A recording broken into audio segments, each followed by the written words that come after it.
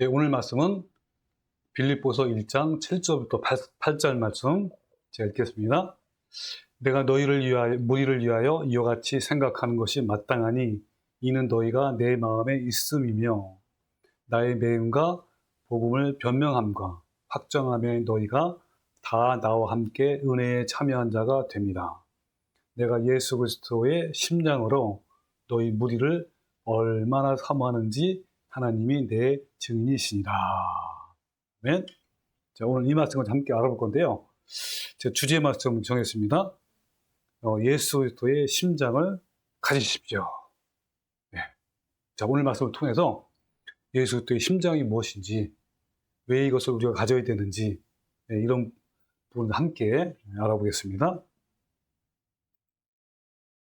서울대 공원의 동물원에서 한 해 동안 이 폐사된 동물에 관한 보고서를 보면요, 이 폐사된 동물의 수는 약 한 118마리 정도 되고, 그 폐사 사유는 뭐냐면 이런 거예요. 뇌출혈, 심근경색, 간경병, 암 등의 스트레스성의 질병이라고 하는 거예요.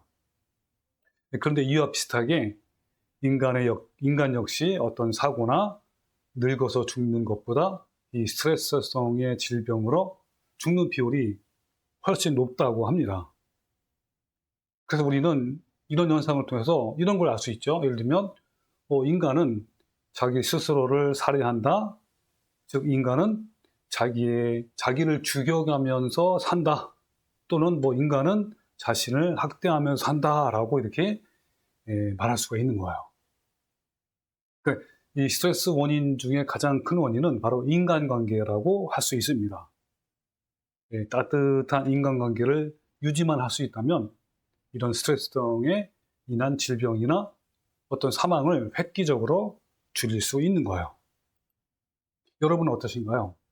여러분은 이 주변 사람과 어떤 관계인지, 그리고 직장 동료나 교우들과의 관계는 어떤지 한번 생각을 해보십시오. 또한 여러분은 배우자나 자녀를 생각하면 나의 마음은 기쁜지, 아니면 나의 가족들만 생각만 하면 눈앞이 캄캄해지고 가슴이 막 답답하는지 한번 또 생각을 해보십시오. 근데 우리가 행복하지 않는 이유는 바로 사랑하지 않기 때문인 거예요.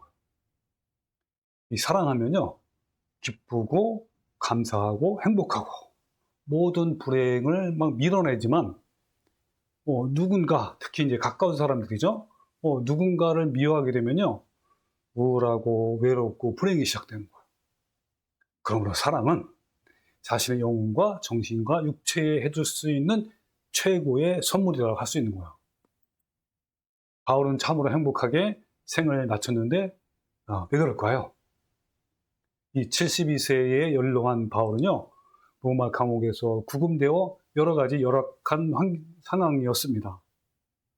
사형 집행을 얼마 남겨놓지 않는 상황이었고, 이런 상황은 일반적으로 막 두렵고 비참한 상황이잖아요. 또 이 겨울철에 난방이 되지 않는 어떤 고통의 환경이었어요.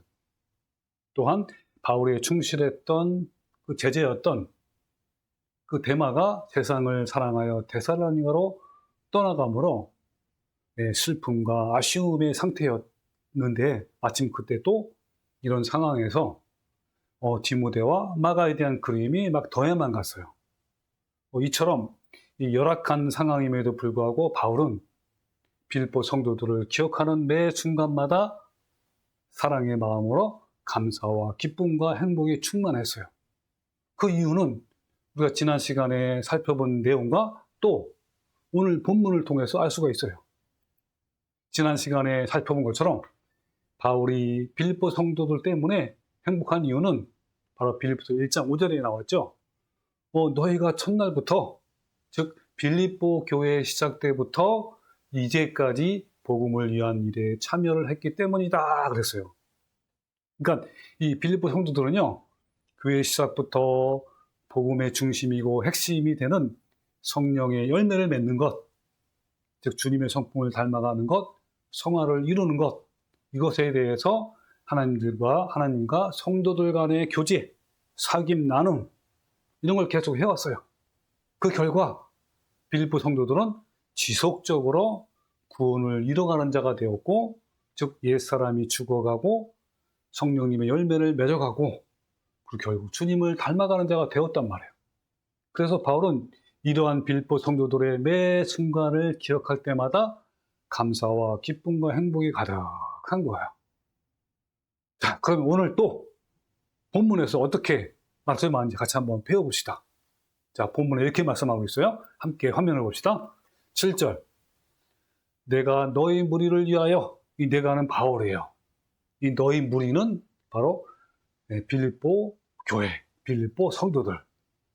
그러니까 바울이 빌립보 성도들을 위하여 이와 같이 생각하는 것이 마땅하다 그랬는데, 이와 같이 생각하는 것이 뭐냐면, 바울이 빌립보 교회를 생각할 때마다 하나님께 감사하고 또 기도할 때마다 기쁘고 감사한 것이 마땅하다 그런 거야. 왜 마땅하냐? 이는 왜냐하면 너희가 내 마음에 있으며 그랬죠. 사도 바울의 마음에는 이 빌립보 교회 성도들이 마음에 있었단 말이에요. 마음에 가득했어요. 이것은요, 바울이 빌립보 교회를 얼마나 사랑하는지를 다 나타내준 거예요. 여러분의 마음속에는 어떤 것이 가득 찼습니까? 이 사도 바울의 마음에는 항상 빌립보 교회의 마음이 있었단 말이에요. 그리고 이 빌립보 교회는요, 사도 바울과 함께 참여한 것이 세 가지가 있어요. 어떤 거에 참여했냐면요, 첫 번째는 사도 바울의 매임, 이 매임이라는 것은 로마 감옥에 갇혀 있는 것, 이런 것에 같이 참여했고요.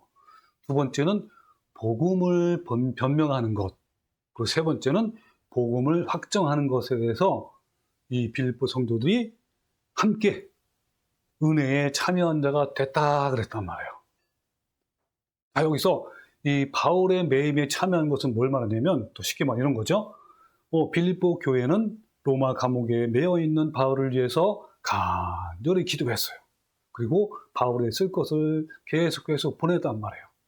그러니까 바울의 매임과 괴로움에 실제적으로 참여한 거예요. 빌립보 교회는 바울과 함께 수고했고요, 함께 옥에 갇혀 주었고, 함께 고난을 받고, 함께 짐을 진 거예요. 그리고 두 번째는요, 바로 이 빌립보 성도들이 바울과 함께 복음을 변명하는 데 참여했어요. 이게 무슨 말이냐면, 이 복음에 대한 오해와 편견과 오류들이 그때 당시에 많았단 말이에요. 거짓 교리들이 많았단 말이에요, 복음이. 근데 그런 것들을 다 벗기고 복음의 진리를 드러내고 또 전하는 일에 함께 참여한 거예요. 그러니까 이 빌립보 교회는 바로 이 복음을 변명하고 변증하는 일에 바울을 도왔고 자신들의 힘을 기울여서 이 일에 협력한 거예요. 그 세 번째는 복음을 확정함에 참여한 걸 뭘 말하냐면 이런 거예요. 전한 복음을 굳세게 견고하게 세우는 일을 말하는 거예요. 좀 더 쉽게 표현하면 이런 거예요. 복음을 확정하는 것은요, 입으로만이 아니라 진리의 복음이 자신의 삶 속에서 증명되어지는 삶을 사는 거예요. 즉, 삶 속에서 두렵고 떨림으로 구원을 이뤄가는 것, 즉 성화를 말하는 거예요.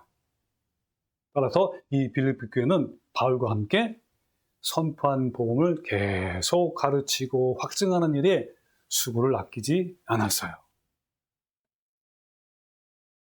그래서 빌립보 교회는 바울의 매임과 함께 참여했고 또 함께 복음을 변명함과 확정함에 참여를 한 거예요. 그래서 이 바울의 마음은 항상 빌립보 교회가 있을 정도로 빌립보 성도들을 사랑했어요.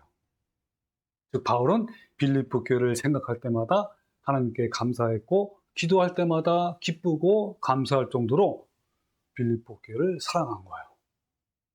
그럼 평생 사랑하는 사람을 마음에 간직하고 있는 사람은요, 행복한 사람이에요.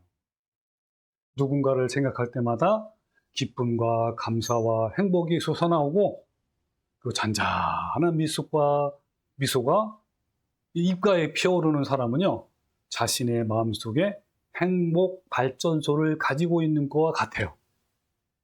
행복이 바이러스가 계속 나오는 거죠. 그러나 누군가를 생각할 때마다 특별히 이제 가까운 가족이나 친지, 동료들 중에 생각을 할 때마다 미운 마음이 들이온다면 그는 불행 발전소를 가지고 있는 거예요. 늘 불행만 나오는 거죠. 계속 만들어내니까. 자, 제가 질문해 볼게요. 그렇다면 빌립보 성도들을 향한 바울의 사랑은 어떤 사랑일까요?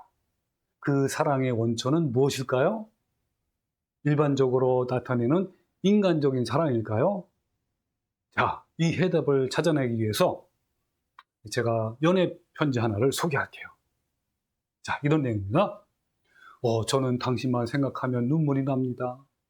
다른 사람과 대화를 할 때도 저희 마음은 당신 생각으로 가득 차 있습니다. 저는 당신만 생각하면 세상에 어떤 욕심도 사라지고 어떤 것도 부럽지 않습니다. 왜 이제야 당신을 만났는지. 눈만 감으면 당신의 모습이 그리워지고 당신의 숨소리가 느껴지며 나의 영혼은 당신을 향해 날아갑니다. 이제 당신은 나의 솟아나는 힘이며 나의 새로운 꿈이며 나의 가장 좋은 친구이며 나의 인생의 모든 것이 되었습니다. 당신과 함께 할 수 있다면, 당신의 얼굴을 볼 수만 있다면, 당신의 웃음소리를 들을 수만 있다면 나는 더 이상 바랄 것이 없습니다. 등등. 여러분 어떠신가요? 정말 애틋하고 구구절절한 남녀 간의 사랑 편지예요. 네. 예전에 연애 시절에 한 번 정도 연인으로부터 받거나 보낼 법한 연애 편지가 되는 거죠. 그런데 이처럼 남녀 간의 애틋한 사랑, 이걸 이제 에로스 사랑이라고 하죠. 이것의 감정도요, 이 남자의 경우는요, 길어야 1, 2년이 지나면요, 그 사랑 발전소는 폐쇄되고 말아요. 그렇게 죽져 살자 하면서 애틋한 사랑도 어때요?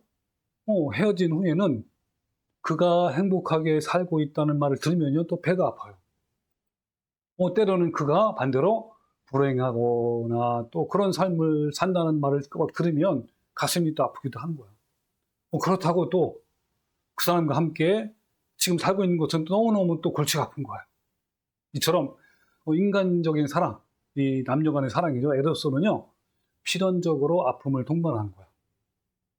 그러나 하나님을 향한 사랑, 공동체를 향한 사랑, 교우들을 향한 사랑에 불이 붙게 되면 어떻게 될까요? 물론 이와 같은 사랑에 불이 붙는 것도 쉬운 일은 아니지만 한번 붙은 이 사랑의 불은요, 오랜 기간, 평생, 아니 영원토록 꺼지지 않을 거예요. 왜냐하면 이 사랑의 불은요, 인간적인 사랑이 아니라 하나님이 우리 마음에 부어주신 새롭게 창조한 아가페 사랑이기 때문인 거예요. 타락한 인간은요, 자기 중심적인 존재잖아요. 그래서 어떻죠? 인간적인 사랑은 자기 중심적이고 자기 만족적이고 이기적인 사랑이에요. 즉 타락한 인간 본성에서 자연적으로 나오는 사랑이에요. 인간적인 사랑은 만약 성취되지 못했을 때 막 절망과 냉정함과 그리고 파멸로 이어져요.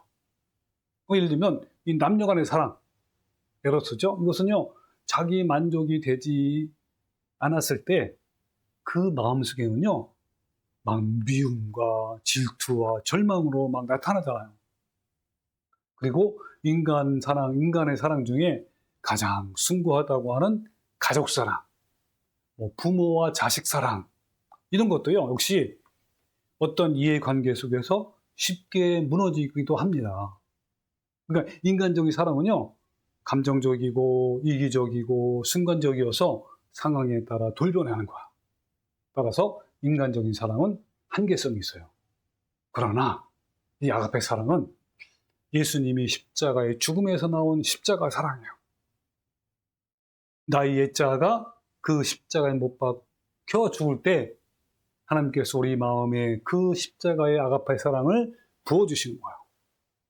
우리 마음에 새롭게 창조된 그 아가페 사랑은 변하지 않는 영원한 사랑이고 바로 그 아가페 사랑이 예수님 안에 있는 것이고 바로 예수님의 성품이 그 사랑이에요. 그 아가페 사랑은 필연적으로 고린도전서 13장에 나오는 15가지 성품으로 나타나게 되어 있어요.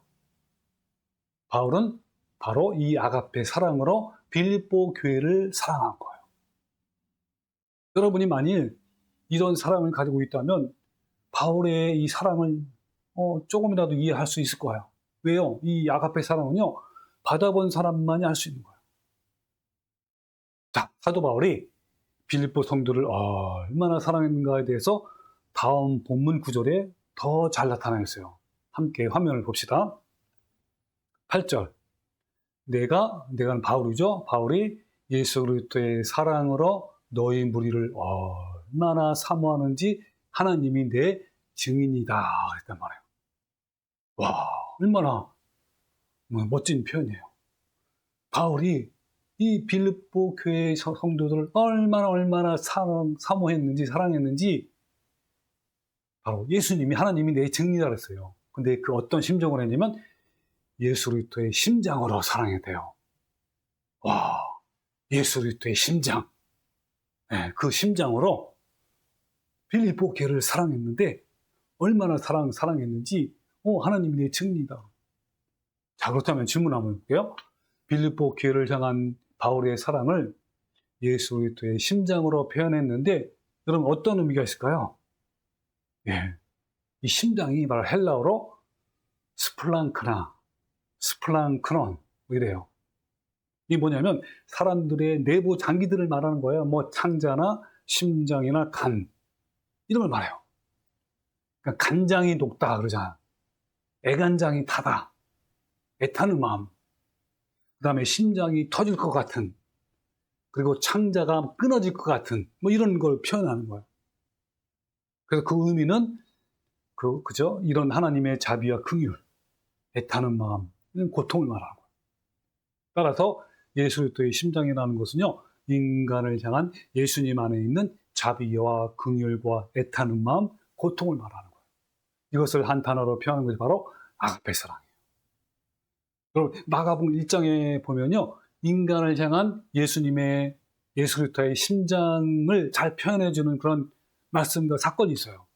같이 볼까요? 네, 마가복음 1장 40절. 자, 여기 보면 한 나병 환자가 예수님께 막 달려와서 무릎 꿇고 엎드리고 막 간구한 거예요. 그건 뭐라고 하냐면 원하시면 저를 깨끗하게 하실 수 있나이다 그런 거예요. 막 외친 거예요. 그때 예수님께서 불쌍히 여기셔서 손을 내밀어 그에게 대시며 이르시되 내가 원하노니 깨끗함을 받아라 하니까 깨끗하게 이렇게 치유를 받은 거예요. 네. 그러니까 여기서 한 나병 환자가 예수님께 와서 꿇어 엎드려 간구하여 이르되라고 했는데 이것은요, 예수님을 향하여 무릎으로 기어오면서 그리고 엎드려 간청하면서 가까이 나오는 상황을 말해요. 이 부분에 대해서요, 이 레위기 13장에 자세히 설명되어 있어요. 그 레위기에 있는 말씀대로 이 나병 환자는 예수님께 이렇게 한 거예요. 볼까요, 한번요? 자, 레위기 13장 43절. 자, 어떤 사람이 나병 환자가 제사장께 왔어요. 진찰을 받았는데, 진찰을 받아보니까, 이 사람은 나병 환자야. 네, 그러면서 제사장이 나병 환자한테 뭐라 하냐면, 이렇게 얘기하는 거야. 나병 환자는 옷을 찢고, 머리를 풀고, 인 입술을 가리고, 외치기를 부정하다, 부정하다 할 것이요. 그런 거야. 그러니까 이 나병 환자는요, 네, 막 옷을 찢고, 왜 옷을 찢습니까? 예, 자기의 이 더러움을 한탄하는 거죠. 자기의 더러움을 이렇게 회개하는 그런 마음이에요. 머리를 풀고 인입술을 가리고, 인입술을 가리는 것은 하나의 겸손을 또 말하는 거예요. 그러면서 뭐라고 외칩니까? 부정하다, 부정하다, 나는 부정합니다, 나는 부정합니다. 이것은요, 신약 성경에 말한 것처럼 주님, 저는 부정한 죄인입니다. 저는 불쌍한 죄인입니다. 저를 도와주세요. 이런 것 같은 거예요. 자, 이렇게 하는 거야. 그럼 병이 있는 날 동안은 늘 부정할 것이다. 그가 부정한 즉 혼자 살되 진영 밖에서 살지니라 한 거예요. 따라서 이 예수님께 다가온 나병 환자도요, 레위기서의 율법을 따라 옷을 막 찢고 머리를 풀어 헤치고 아랫입술을 또 윗입술로 덮은 채 부정하다 부정하다 라고 외치면서 간청하기를, 그냥 원하시면 저를 깨끗하게 할 수 있나이다, 주님 저를 불쌍히 여기시옵소서, 저는 이렇습니다 라고 한 거예요. 나병 환자는 자신의 병을 고침받기 위해서 예수님께 매우 간절히 간청한 거예요. 그런데 이 나병 환자의 이런 태도는요, 신약 성경에 예수님이 말씀하신 세리의 고백과 똑같아요. 세리가 뭐라고 답했죠? 누가복음 18장 13절에 세리는요, 멀리 서서 감히 눈을 들어 하늘을 쳐다보지도 못하고 다만 가슴을 치면서 하나님이여 불쌍히 여기소서, 나는 죄인입니다. 나는 부정한 죄인입니다. 주님께서 저를 이 죄에서 구원해 주지 않다면 저는 죽을 수밖에 없는 그런 사망 가운데 있습니다. 저를 불쌍히 여기소서 한 거. 이렇게 자신의 죄 때문에, 즉 자아를 죽이기 위해 가난한 심령으로 애통한 마음으로 주님께 오면 주님께서 그 죄로부터 자유롭게 하시는 거예요. 그러니까 은혜와 사랑을 그 마음에 부어주시는 거예요. 예수님은 나병 환자에게 어떻게 하셨죠? 예, 40절에 읽었죠. 마가복음 40절. 예수님께서 불쌍히 여기사 손을 내밀어 그에게 대시며 이르되 내가 원하노니 깨끗함을 받으라 하면서 고쳐졌죠.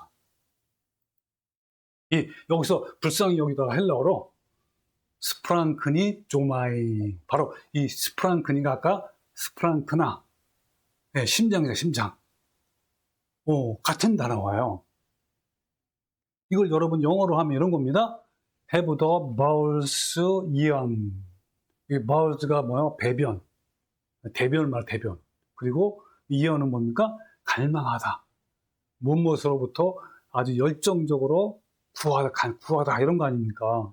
그러니까 이건 뭘 말하냐면, 여러분 정말 대변을 보고 싶을 때 있잖아요. 너무 급해서 너무너무 간절한 때 있지 않았습니까? 그런 표현을 한 거야. 이 스프랭크니 조마에 불쌍히 여기다가.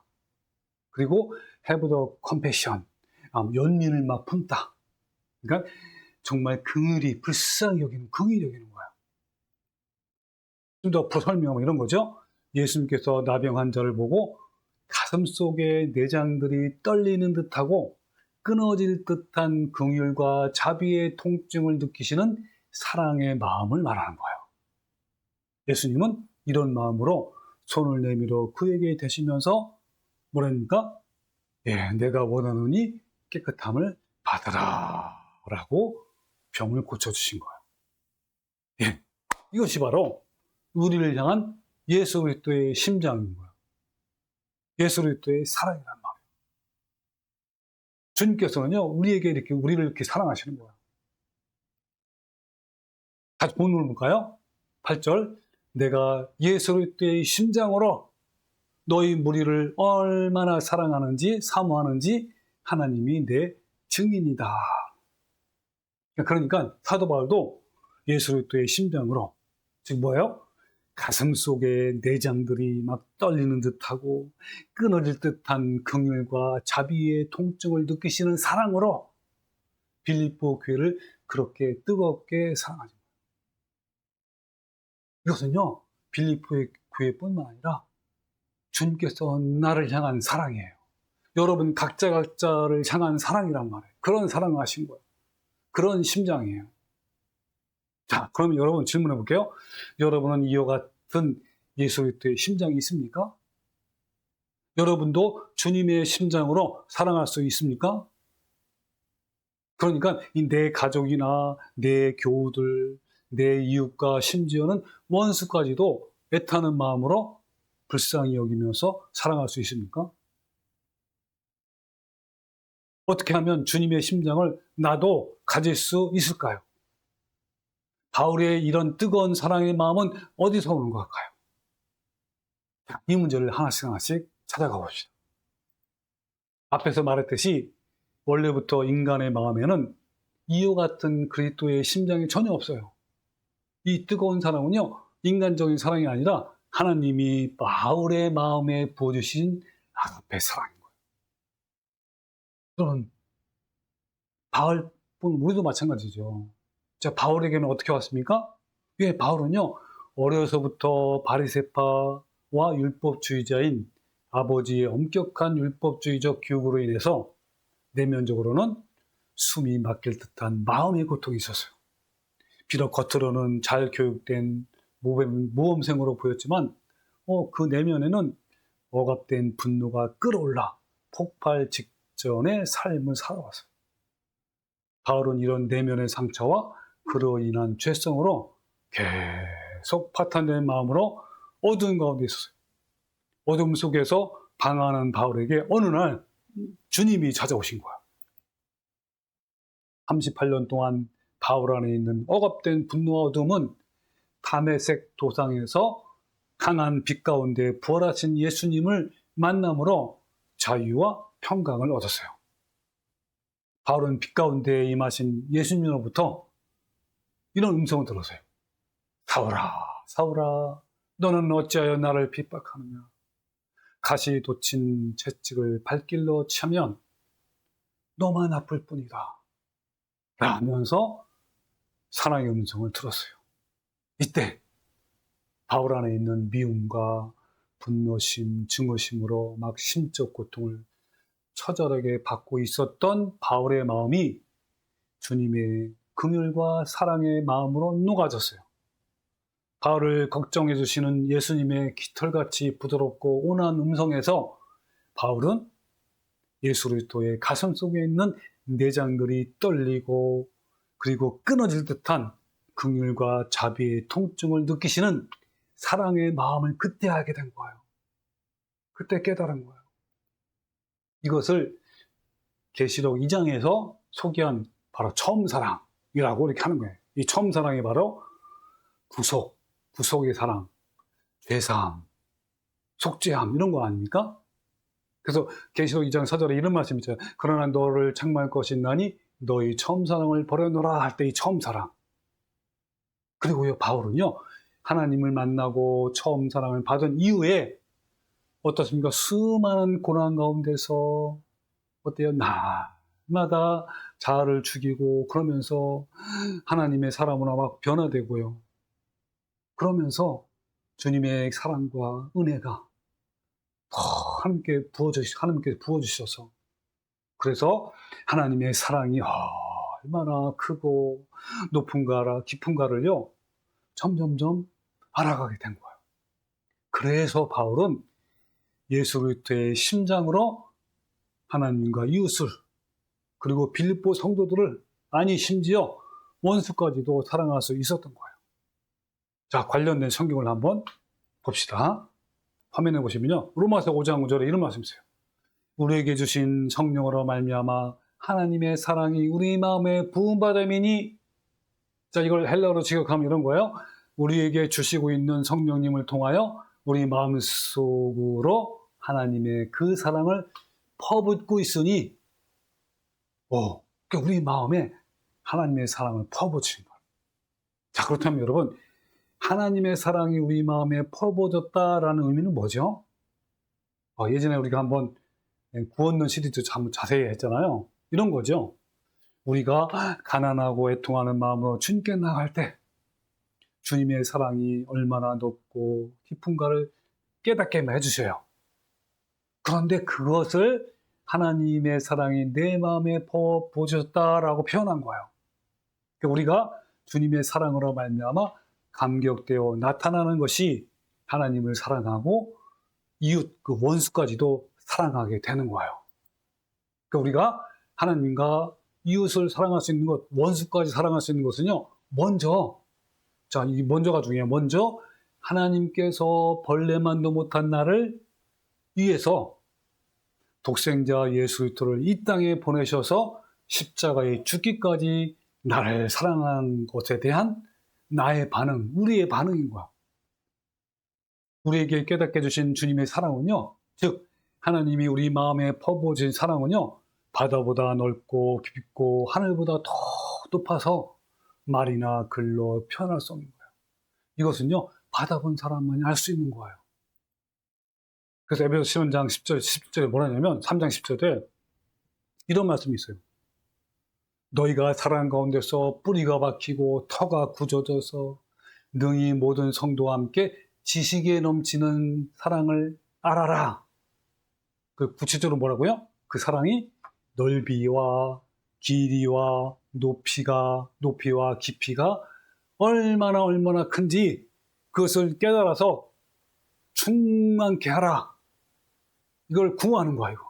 사도 바울은 이걸 계속 체험했거든요. 너희도 그 주님의 사랑을 그렇게 깊고 넓게 더 알아가라. 이렇게 이제 얘기를 한 거야.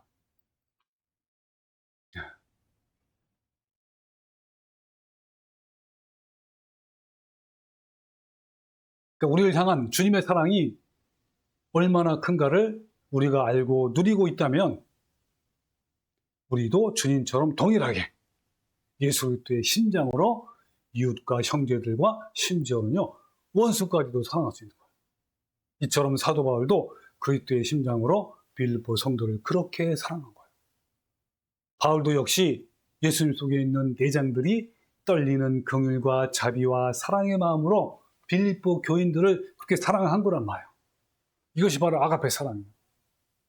사형을 앞둔 바울이 여러 가지 열악한 상황 가운데서도 기뻐할 수 있었던 이유는 바로 그가 예수님 속에 있는 내장들이 떨리는 긍휼과 자비의 마음으로 사랑했기 때문에 그런 거예요. 자, 다시 본문 봅시다. 8절, 내가 예수 그리스도의 심장으로 너희 무리를 얼마나 사모하는지 하나님이 내 증인이다. 성경이 증언하는 진짜 행복한 사람은요, 예수님 속에 있는 내장들이 떨리는 긍휼과 자비의 마음으로 사랑하는 거예요. 여러분도 이처럼 이웃을 원수까지도 사랑할 수 있다면 이 세상에서 가장 기쁘고 행복한 사람이 되는 거예요. 주님의 심장으로 이웃 그리고 원수까지도 사랑하는 것은요, 내 힘과 의지로는요 절대 불가능해요. 오직 주님의 사랑을 받아본 사람만이 할 수 있어요. 나에게 부어주신 주님의 사랑으로 나도 하나님을 사랑하고 교회 공동체를 사랑하고 그렇게 교우들을 사랑하고 이웃을 사랑하고 심지어 원수까지도 사랑할 수 있는 거예요. 여러분은 어떠신가요?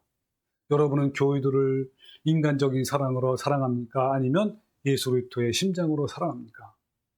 여러분 억울하게 만든 그 왼수 같은 사람까지도 사랑할 수 있습니까? 그런데요, 예수 그리스도의 심장으로 하려면 먼저 여러분 안에 예수 그리스도의 심장을 가져야 하는 거야. 예수 그리스도의 심장이 없는 사람은요, 아무리 노력을 해도 그 아가페 사랑을 할 수 없어요. 그저 부패한 죄성이 있는 마음으로 사랑할 뿐이에요. 우리가 날마다 자아의 죽음으로 주님의 심장이 내 안에 채워지지 않는다면요, 메말라버린 심장이 되기 때문에 인간적인 사랑, 인위적인 사랑밖에 할 수 없는 거예요. 근데 우리는요, 그 사실조차도 모르고 아가페 사랑을 하고 있다고, 즉 주님의 심장으로 사랑하고 있다고 착각할 때가 많아요. 저도 그럴 때가 많아요. 저는 어떤 때 메마른 상태에서 형제나 자매를 주님의 사랑으로 사랑한다고 착각한다는 것을 제가 깨닫고 깜짝 놀랄 때가 있어요. 내 자신이 과연 주님의 심장으로 사랑했는지, 인간적인 사랑을 했는지 주님의 말씀으로 비춰보면 얼마든지 알 수 있어요. 그리고 주님께서 그것을 깨닫게 해주실 때가 많아요. 나 자신은 분명히 주님의 심장으로 사랑했다고 생각했는데 나중에 나의 부패한 죄성에서 나온 인간적인, 인위적인 사랑이라는 것을 알게 되는 거예요. 그때 나 자신의 그런 모습을 보면요, 정말 부끄럽고 때로는 추하게 보이기도 하는 거예요. 왜냐하면 이 인간적인 사랑은요, 이기적이고 감정적이고 자기 이익을 추구하기 때문인 거예요. 순수하지 못하기 때문인 거예요. 여러분, 인간적인 사랑, 그 인위적인 사랑은요, 상대방을 절대 변화시키지 못해요. 이런 사람은요, 숨은 의도가 있고 순수하지 못하기 때문에 사람의 마음을 움직이지 못하는 거예요. 그런데 우리가 주님의 심장을 항상 소유하고 있지 않는다면요, 나 자신도 모르게 인간적인 사랑이 이렇게 저절로 나오게 되어 있어요. 여러분, 그렇기 때문에 전도의 기회를 잃어버릴 수도 있고요. 또한 오히려 그 관계가 깨어질 수 있단 말이에요. 그러므로 여러분, 나의 마음이 주님의 심장이 아니라면 어떤 위로나 구제하는 것, 전도하는 것, 또 말씀에 권면하는 것, 이런 것을 하지 말고요. 주님께 먼저 나가는 것이 우선이에요. 말씀의 묵상을 통해서 아니면 찬송인과 기도를 통해서 때를 따라 돕는 은혜를 받기 위해서 주님께 나가는 거예요. 그래서 히브리서 4장 15절에 이런 말씀이 있어요. 우리에게 있는 대제사장은 우리의 연약함을 동정하지 못하시리가 아니요 모든 일에 우리와 똑같이 시험을 받으신 이러되 죄는 없으시니라 하면서 뭐냐면, 그러므로 우리는 긍휼하심을 받고 때를 따라 돕는 은혜를 얻기 위하여 은혜의 보좌 앞에 담대히 나갈 것이라. 바로 은혜의 보좌 앞에 누굽니까? 주님 앞에 합니까? 여러분, 세상과 죄로 인해서 마음이 어둠에 찾아왔다면 자유함을 얻기 위해서 주님께 나가십시오. 마음이 메말라서 막 공허하고 어둡고 씁쓸합니까? 그러면 사랑과 은혜를 채워주시는 주님께 나가십시오. 육체적으로 피곤하고 막 다운되고 막 죽고 힘이 없습니까? 그래서 마음까지 차갑고 까칠하고 짜증나고 답답하십니까? 그러면 기쁨과 고요함으로 회복시켜 주시는 주님께 나가십시오.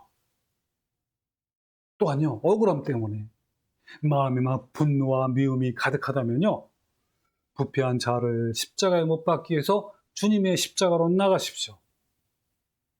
주님께 내 마음으로 솔직하게 고백하고 때로는 처절하게 몸부림을 치면서 주님께 나가십시오. 주님, 지금 제 마음은 마치 황량한 사막처럼 메말라 있습니다. 주님께서 저에게 사랑과 자비와 긍휼의 마음을 부어주시지 않는다면 저는 아무것도 없습니다 라고 주님께 고백하십시오. 제가요, 막 마음이 메말랐을 때, 그리고요, 정말 힘들 때, 어려울 때 주님의 심장을 회복시키는 사례를 잠깐 소개할게요. 제가 하는 그런 사례예요. 저는요, 이 시편에 있는 말씀을 통해서 제 마음을 그대로 올려드려요. 시편에는요, 정말 내 마음의 간절한 마음을 표현하는 그런 찬송이 너무나 많아요.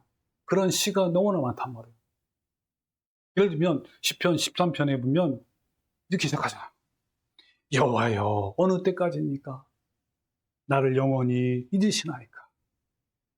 주의 얼굴을 내게서 어느 때까지 숨기었나이까? 나의 영혼이 번민하고 종일토록 마음에 근심하기를 어느 때까지 하오며 내 원수가 나를 치며 자랑하기를 어느 때까지 하리까? 하면서 정말 그 답답하고 그 정말 마음을 주님께 표현하기 위해서, 주님께 나타나기 위해서 아주 간절히 나가는 그러한 시 아닙니까? 또 예를 들면 시편 6편 3절에 6편에 보면요, 제가 표준 세번역으로 소개할게요. 내 마음은 걷잡을 수 없이 떨립니다. 주께서는 언제까지 지체하시렵니까? 돌아와 주십시오. 주님, 내 생명을 건져 주십시오. 주의 자비로우심으로 나를 구원해 주십시오. 스울에서 누가 주님을 찬양할 수 있겠습니까? 나는 탄식만 하다가 지치고 말았습니다.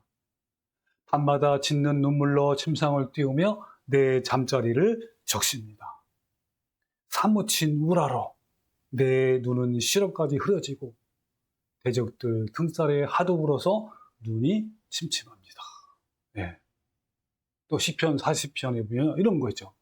하나님이여, 신의 사슴이 시냇물을 찾기에 갈급한 같이 내 영혼이 주를 찾기에 갈급합니다.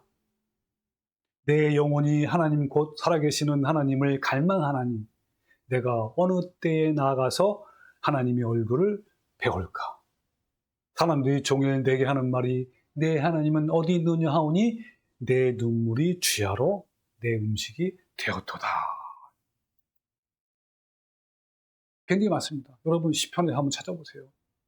내가 어떤 상황에 이런 상황에 부딪혔을 때 정말 내 마음을 잘 그대로 표현한 시편이 굉장히 많아요. 그 시편을요 내 마음과 목숨과 뜻을 다해서 주님께 올려드리십시오. 여러분 그게 바로 내 자아를 십자가에 못 박는 과정이에요. 또한 저는요 두 번째로는 이 찬양, 제가 또 좋아하는 찬양이 있어요. 그러한 찬양으로 나의 간절한 마음을 주님께 올려드려요.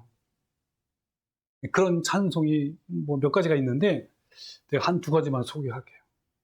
예를 들면 368장 이런 1절 이러죠. 1절에 보면요. 주 예수여 은혜를 내려주사 곧 충만하게 하옵소서. 제가 이 절에서 여러분께 찬양을 들어주고 싶지만 제가 워낙 음치라 참 아쉽습니다. 그냥 가사만 제가 좀 알려드릴게요. 이 줄이고 목마른 나의 마음에 주 성령을 부으소서. 후렴은요 이런 거요. 주 예수여 충만한 은혜 내 영혼에 부으소서. 주 예수만 나의 힘 되고 내 만족함 됩니다. 여러분 이 가락이 또 얼마나 애절하고 얼마나 이 간청하는 그런 가락인지요. 이걸요 계속 부르면서 내 마음을 주님께 올려드린 거예요. 주님 제가 내 마음이 이렇습니다 하면서 주님의 은혜를 저기 내려주십시오. 이 목마르고 그리고 답답한 줄인 이 나의 마음에 주 성령님을 부어주십시오. 주 예수님 충만한 은혜 내 영혼에 부어주십시오. 주님만이 나의 힘이고 내 만족함 됩니다. 이런 뜻이죠. 3절 옛 야곱이 천사와 씨름하던 그 믿음을 주소서. 야곱이 야복한 강가에서 그죠? 하나님을 붙잡고 씨름했잖아. 씨름. 주님께서 축복을 주시지 않으면 가게 하지 않겠나이다 하면서 그 심정이 바로 이 찬송과 똑같은 거예요. 그 심정으로 그 야곱 같은 그 심령으로 주님께 그렇게 간절히 나가는 거예요. 옛 야곱 3절 옛 야곱이 천사와 씨름하던 그 믿음을 주옵소서. 이 세상의 물결이 흉룡해도 날 편안케 하옵소서.